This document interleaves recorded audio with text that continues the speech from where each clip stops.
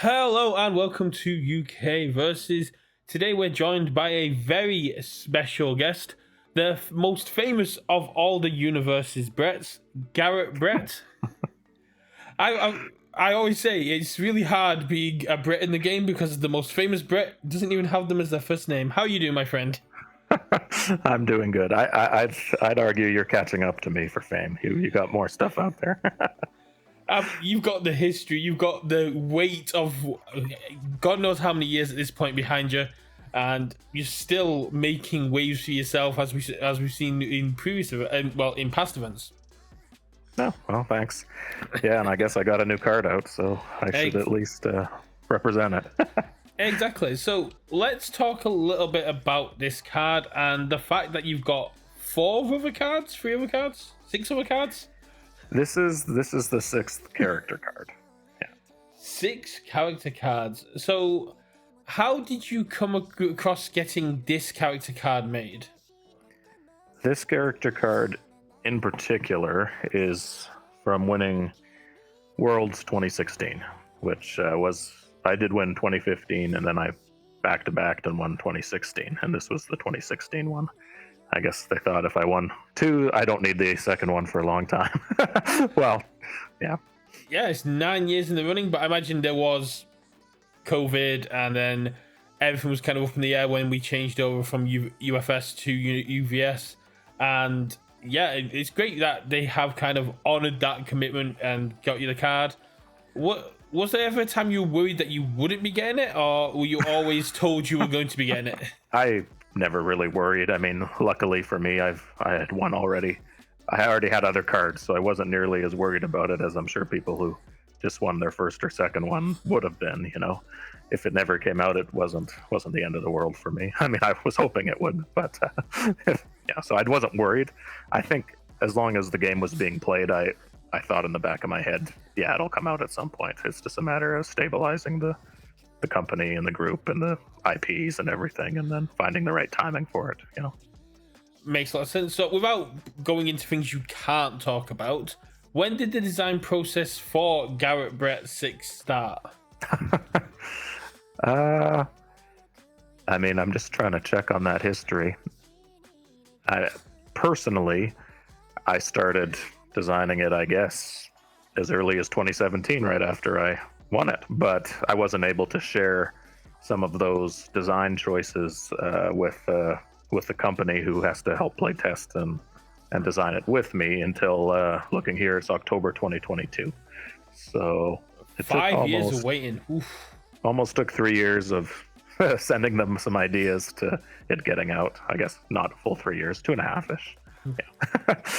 Yeah, and I mean, they hadn't even started looking at it till 6 years after I won it. But in their defense, I had won it, and I had still Garett 5 to come out. And I told them, hey, I don't need 2 champ cards available at the same time, so we'll just design Garett 6 when Garett 5 rotates out. That's pretty fair. And Garett Brett 5 rotated out when MHA 1 came in, because it was like a full reset. Correct, yeah. But I guess they couldn't have you amongst all the MHA heroes.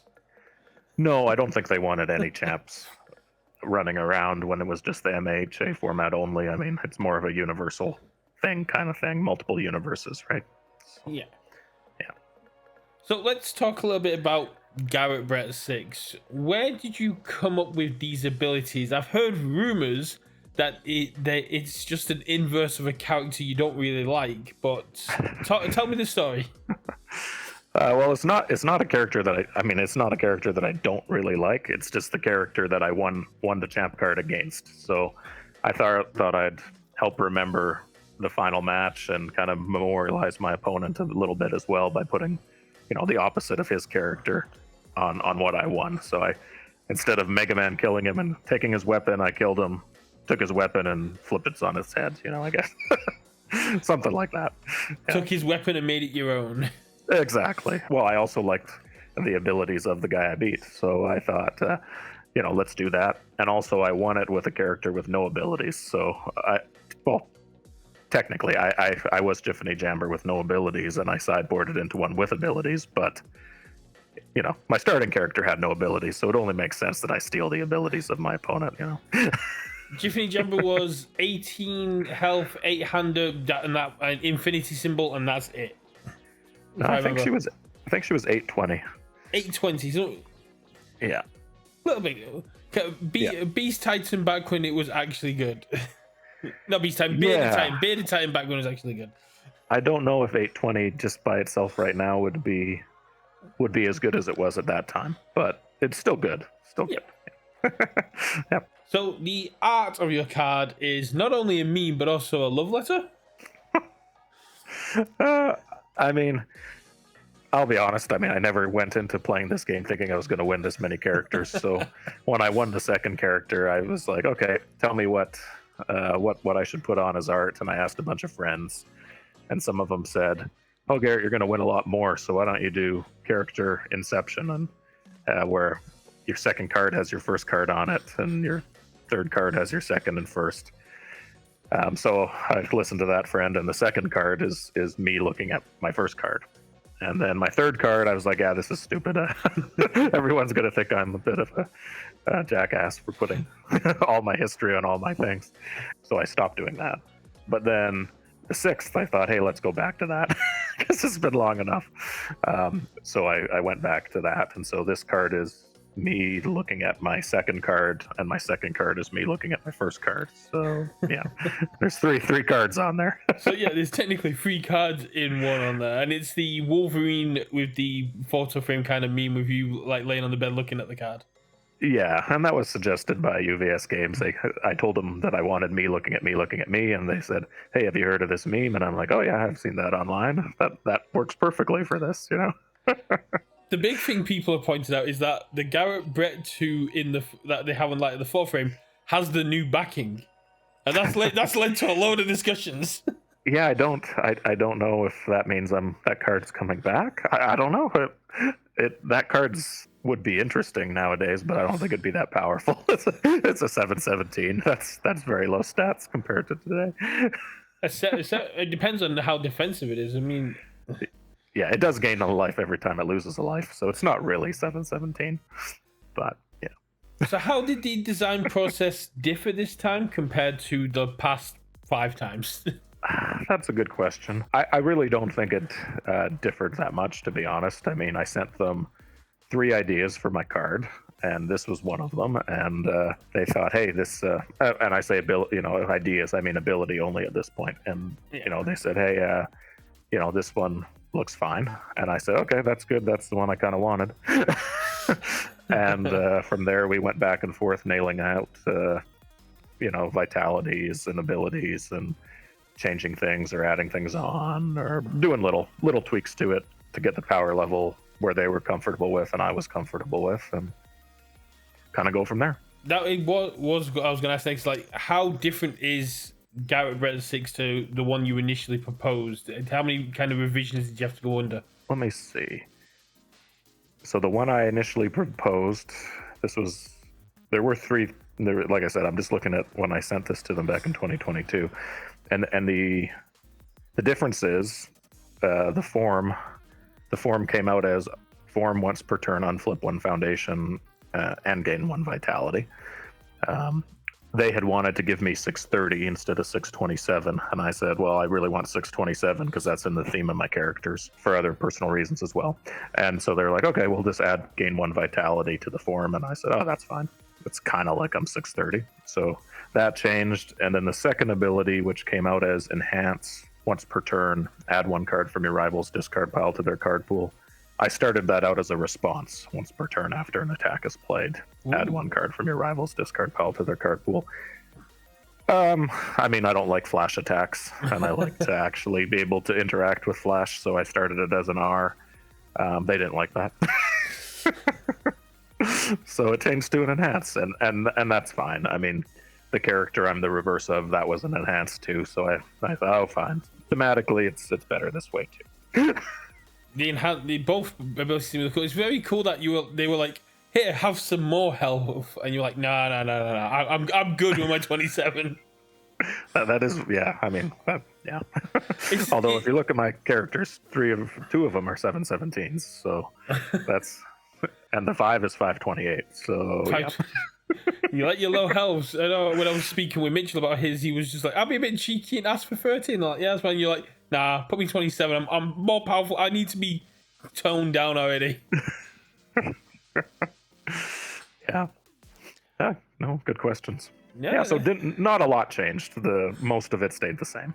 So So let's get into the symbols. Like, were you always planning on being a 2-symbol character? Because that's something we've seen with AOT and other aspects of the game, but it's not something that's very popularized. yeah, well, AOT stole that from me. I did 2 symbols first, is what I tell people, because I won the first 4 and I put 3 symbols on each, all the different ones, so that all 12 were covered. And then somehow I won a 5th character, and I'm like, well, now what am I supposed to do? I can't. I guess I could put infinity on it, but they didn't want that, of course, and I didn't really want that either. So I'm like, okay, I'll just start again, only this time there'll be 2 symbols on each. And so, in an ideal world, I would win 6 more characters and have 10 total, but that's probably not going to happen. So, I mean, if 5 you start, all in good. If you started taking the game seriously again, which people are waiting for, at Worlds Hardeman was like, I can't wait for Garett to start taking the game seriously again. Yeah, well, I mean, I would love to. It's just time restraints and life and stuff like that. I do still enjoy it whenever I can play it. That's a lot of fun. It makes sense. As long as you're having fun, that's what matters. I mean, like you said, you've already got the 6 characters under your belt. We don't really need another 12 Garett Bretts going down there.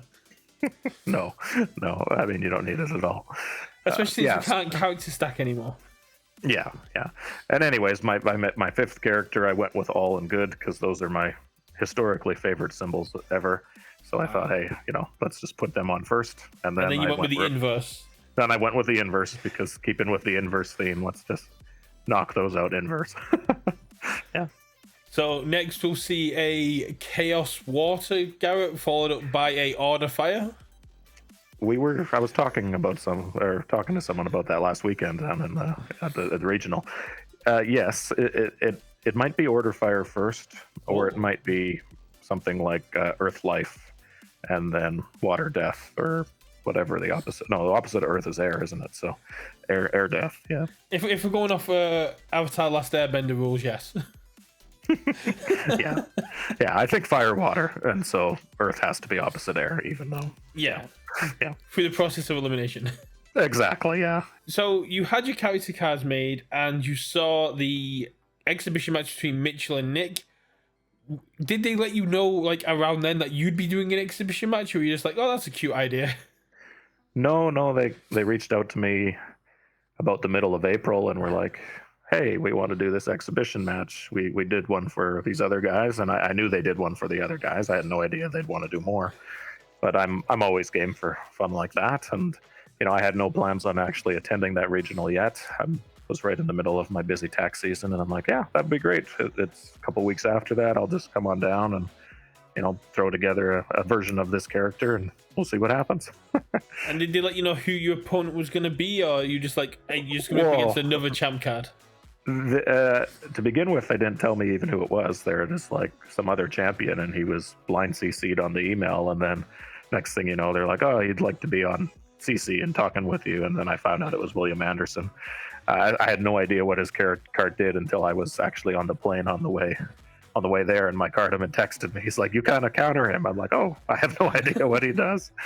And I saw that he flips things and I unflip things, and I'm like, oh, that's cute. That might be my fault, because I messaged Hard. I was there on the Friday. I got one off him, showed it to Hardeman, and then he was like, he messaged me the other day going, oh, Garett's definitely going to be there, and you have to get me a character card from him as well. I was like, okay, you sure? Yeah, he messaged me to let me know to give one to you. So getting the inside information on Will Anderson.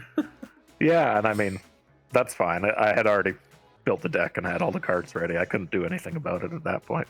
I mean, even if you wanted to, it'd be one of those things that, do you really want to like meta play against someone that's in an exhibition match? No, I mean, the main point was to show off a bunch of little unique things each of our characters could do. Whether it's totally competitive or not, who knows? And whether it's prepared for any meta, who knows, right? It's just kind of was a showcase. Yeah. And do you feel like your deck and character did show off their power and what their kind of game plan is during the exhibition match? I do. I thought the exhibition match was perfect, actually. I thought I showed how my character can kind of slow the match down. I was unflipping things that hack their checks and then resetting the board as much as I could to keep my other ability relevant to clog pools, and the hacks are more relevant when there's fewer cards out to commit to pass them. So I thought overall mine was showcased, and I think his was showcased as well. I mean, he won, so it must have been. I mean, it's a great matchup as is, because although he gets the additional pickups of aspects, he's flipping your foundations and immediately just going, cool, that gives me access to my heal ability. Let's move on to how we should be building your deck. Now, how Garett Brett would build Garett Brett. Well, I mean, unfortunately, this Garrett is not that aggressive. He wants to play as many turns as possible because he has a form on him. So every time he uses that form, the better, right? And he's unflipping things. So a longer game is generally what you want. However, his enhance is more effective early on in the game when people have trouble stringing attacks together already because of checks. You're making it harder by adding something to their pool. So his two abilities, one is good in a long game and one is good early on. So generally, I'd say you kind of want to create those situations as much as possible, which is why I was resetting boards in the exhibition match to show you, hey, this is where I want the game, where the guy can't kill me. And in a long game, then I was trying to unflip things, but he had way too much to flip. There are some cards I wasn't expecting him to have in his deck that he did. I mean, you picked two perfect symbols for it. Evil and Void have kind of been the control symbols for the last few years, especially Void with things like Cape of No Return, a lot of reset aspects, Evil having access to things like Invincible Body and other aspects. So for a slowed down meta sort of pick, you've got two symbols that are perfect so that you get through there. And we're using cards that have flip effects to the resets, or flip effects to kind of mess about with the board. Being able to unflip them is very powerful. Mm-hmm. Yep. So you built yours under Evil? Mine was under Evil, but I don't know if that's the best symbol for him right now. I think Void has a lot more tech. I just wanted to show some of the more unique things that Evil had. So tell me about the unique things Evil has. Well, mostly the check hacks. So Void has more cancels in general, I think, and just stronger maybe attacks and things in general. The thing with Evil is it has a lot more ways to hack checks and reduce even more checks. Like, unfortunately, in the exhibition, I didn't draw and block with any of one of the cards that adds an extra difficulty to things. That little throw from Girl Power. I can't remember Yeah. I was running 4x of that in the deck, and nice. Really hurt decks that string attacks. You know, that plus my enhance really stopped decks that strung attacks. Of course, my opponent also wasn't stringing attacks. He was doing a 4-check tribal thing with giant attacks. But, you know, against most of the field, my character would have done better with that Evil version of just slowing things down and grinding them out. Yeah, it makes a lot of sense. You got things like Fighting for Control, which is a flip for -2, and then you just get to unflip it again. Mm-hmm. You get access to Twisty Surroundings, which is a commit for -2. You get Pageant Queen. You get a very good control kind of aspect, but I do think you're correct in saying that Void may have been a more competitive way to go, whereas Evil is kind of the more fun, flashy, showcasey kind of symbol. That's the thoughts I have about my character right now. I agree with that. The biggest problem with my character is you're going to have to decide how to win the game. You know, you can mess around and play around a control game, but at some point you have to win the game, either by killing them with your own string or one giant attack, depending on what you're doing, or milling them out, I suppose. But it's relatively hard to do that. My character doesn't help that other than staying alive. So you got to either find a big kill card, a lot of cards that go together to kill with, or a way to actively mill them. And I don't know. Void probably has the second one the best, a lot of cards that go together to actively kill them. It'd be one that I'd probably get some advice from Luke Quincy on. Luke Quincy's been playing Void Control for well over a year now, terrorizing the people of Sheffield. And generally this is kind of his bread and butter kind of aspect of playing slow, controlling your opponent's aspect, and what he generally does is wait for them to get into deadlock and then slam things like Gently Theft, which has deadlock, your opponent discards a card and stuff. So you just completely wreck their hand and board, but once the moment they dip their toe into deadlock. Yep, that's a good strategy for my character too. Yeah. And plus, if you showed everyone the competitive side of your character, you won't be able to win Louisville with it. No, I probably won't play my own character for a while. I don't like to play it right when it comes out. I like to let other people have fun with it and do things. And so are there any standout cards that you think are a must-have in your character? Are there anything that you've been seeing come out in standard and you've been like, that is perfect for my character? You know, I haven't seen anything like that, but I haven't actually looked to find them. But my character is also pretty generic. Like, anything that flips could be great in my character because you're getting a second activation of it in the same turn because you just attack, or you use it, you attack. Let's say it has an enhance, you attack, you use it, enhance, flip, then you form, unflip it, then you attack again, use it again in the same turn. Or anything that clogs the pool or makes my opponent's life a little harder is going to be good in me. I mean, the new attack everyone's losing their mind about that resets the board to 4 each for everyone is probably pretty good in me. I think that's Infinity on it too. Yeah, it should be. And yeah, so I mean, for that in Garett's probably a no-brainer, but yeah. Would you be running things like Decay Awakened as well, which is the 7-diff action that is kind of like a self-destruct treatment? Well, that's the one that was 4 of in my in the exhibition deck. Yeah, that's what I was using to reset that. I will be honest, I haven't had a chance to go back and watch the exhibition yet, but I'm gladly now it's on YouTube. I don't have a time limit. Yeah, no problem. But I mean, the nice thing about that one is you do get to build one face down as part of the ability, which if I hit anything that's not an attack or action, like if it's an asset or a foundation, I'm also getting to unflip it next turn with my form. Exactly. So that's why I thought that's a great one. Yeah. I mean, I don't know if that's auto-include in all Garett's, but it's definitely a good card because it has both symbols with it. Definitely Cyber Tech. Oh, yeah. Yeah. And speaking of the year of 2025, it's the year of Retro. How competitive is Garett Brett 6 in Retro? I have no idea. I don't think he's that competitive in Retro. I mean, I'm sure he's fine, though, because he's like I said, any cards that flip are good in him, and he probably has access to a lot juicier ones in Retro. So it's gonna be interesting. I don't think he's go-to top tier or anything like that, though, but he's going to be a fun character to build in Retro. Yeah, you've got a lot of the cool asset protection on face as well, because one of the best asset hate out there at the minute is Hacker Extraordinaire, and you go, okay, cool, my asset's face down. No, it's not. That's true. If you flip my asset, I'll just turn it right back into an asset. Yeah, makes a lot of sense. I guess I'm kind of out of questions because usually it's a bit more back and forth in what goes in the deck, but you have linked your exhibition deck on the Facebook group so people can go check it out as well and try it out. Is there any other things you want to talk about in regards to the character? Not really. I'm excited to see what people do on the Void symbol and more evil decks in general. Every release is going to change up how my character plays, just like any character. So I'm hopeful there's some evil cards in the turtles coming up and things like that. We'll see what happens. Makes a lot of sense. I guess the last thing to do is just you weren't initially planning on coming to this regional. How did you find this regional compared to ones from last year? Well, I only attended the St. Louis one last year. I think that was the only regional I went to. And that was fine. That one had a few more people. That's kind of the only downside of this Albuquerque one was there's only about 90-ish people. It's always nice to see bigger and better events, so that would be my only thing.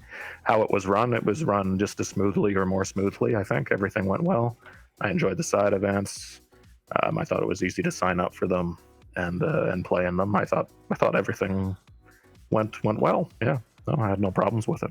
I'm looking forward. I'm hoping to go to the Louisville regional, like you're mentioning, and see if I can hit up all the regionals this year. Maybe fingers crossed, or at least enough to qualify for Worlds. That would be absolutely awesome. It would be great to see you back in Worlds. I think that would be an absolutely terrifying prospect for the other a couple of hundred people on day 2 that when they Garett Brett's in the mix. Speaking of trying to get more attendance, is there anything you would like to see in regionals? Any kind of side event, anything they can put on that you think would get more people into side events, into regionals? That's a good question. The main event that I think that's missing from all these regionals and used to be nationals, now we don't have nationals, I guess, but and worlds is a significant team event. Now I know we have a side event with teams, but it's almost an afterthought. Like, at this regional, it's 2 p.m. the day of that people are leaving. So 1, half the people leave. 2, everyone's throwing together their team last minute to see who's still actually available, because some people left and some people are still playing in top cuts. Back in my day, teams always happened before the singles, and it was always kind of like the big thing that got you ready for the main event singles, actually, because you'd see a lot of the tech that people are playing, you'd talk about it, you'd say, we'll see what happens in teams, and then I'll decide what I'm running for singles after that. It's almost like a nice little warm-up. You might play one deck in teams, and if it does really good, you'd play it in singles too, or if it falls flat on its head, you go, oh, I gotta call an audible and make a whole new deck the night before singles. So I preferred teams being the day before singles, and I'd love that to be a regional thing if we don't have nationals. And I would especially love it to be a worlds thing where people come in, they've been planning with their team for months, they know they're 3 team players, they're looking forward to playing teams, and they're hoping to win a big prize together with 2 of their best friends or whatever. Maybe they're teaming with their rival, maybe it's not their friend, but they're hoping to immortalize that experience in teams and not just have teams be some event you throw together after singles. That makes a lot of sense. At the last regionals before nationals last year, I know Mike Hardiman, Liam, and Nathan were playing their regional deck, but they'd taken out some pieces they wanted to keep secret, but were using it as kind of like this last minute prep and practice with the decks, like you were saying. And I hadn't even thought about that aspect. And there are standalone team events actually happening. We have UK Games Expo coming up very soon, and we have a standalone sealed, standalone retro, and standalone teams happening over the UK Games Expo weekend. Well, that's great to hear. So hopefully you guys over the States can, hopefully you guys over the pond will get something similar to it. Yeah. I mean, that's really the only thing. I don't know if that would bring out more attendance to regionals, but I think it very well could, because teams by its mechanics is you need 3 people. So, like I traveled down to this event myself, but if I was ready for teams, I might have been practicing with 2 other people locally and getting ready with them. And guess what? They'd have to show up to this event too. So you just naturally get a little bit more people out with teams, which is better. It makes a lot of sense if you can go, if we don't do well day 1, there is the teams event, which was giving away like an uncut sheet and other things going on there. But if there was like the belts that they gave away at nationals or something to drive people to go, if you don't do well at the main event, there are significant side events which you've just got as cool prizing going on. Because as you like with the worlds and nationals, there used to be cards on the line for retro and teams play. Correct, yeah. I mean, ideally there'd be cards on the line again for those things, and cards other than characters get designed again, because historically retro or legacy was a foundation and teams was always an asset, because it just kind of good for an asset. Actually, historically, teams, the asset used to have to be named after the store you play out of, which was also kind of cute. I don't know how we got away with the United Kingdom of Smash, in all honesty. yeah.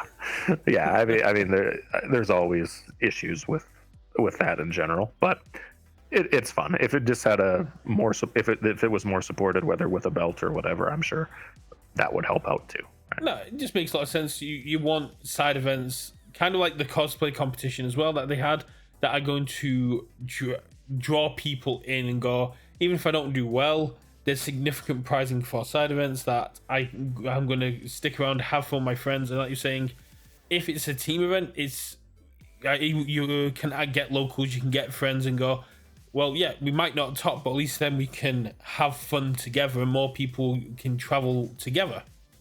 Yeah, I think in general, if the main event is the only draw, then it's not going to draw as many people as if there's more draws, whether it be for cosplay or teams or other things, just in general. Yeah. No, that makes a lot of sense. I think I've taken up enough of your time. I do appreciate you coming and doing this for me.